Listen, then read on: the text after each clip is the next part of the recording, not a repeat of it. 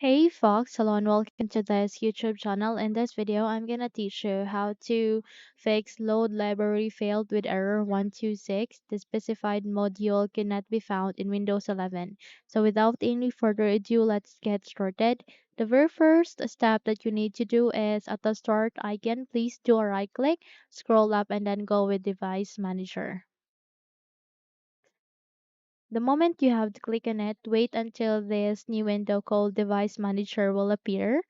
Where here, you need to expand it first by clicking that box icon and go with display adapters.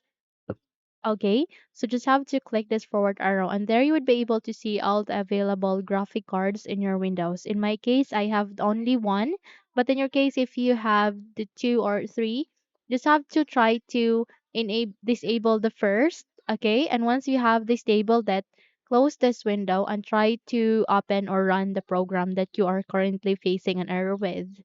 And if the issue still persists, click this and then navigate the same process, and here you need to do a right click once again, go with device manager, and this time you need to expand it first, proceed to your display adapters, click this forward arrow, and you need to disable the one that you have enable the one that you have disabled earlier. Okay? Just have to enable that. It marks there, enable in my case, since I'm not disabling my device, since I am not facing an error with.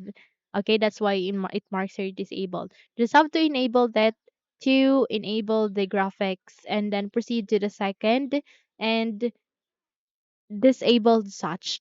Okay, once you have disabled the second graphic cards, okay, in my case I only have the one again, but in your case if you have the other one, click on it and then disabled such and then close this window and try to run or open your program again and check if your problem has been fixed. Okay, so that's it. If you think this video helps, then don't forget to subscribe, hit the like button as well as the bell icon to be updated for more tutorials like this.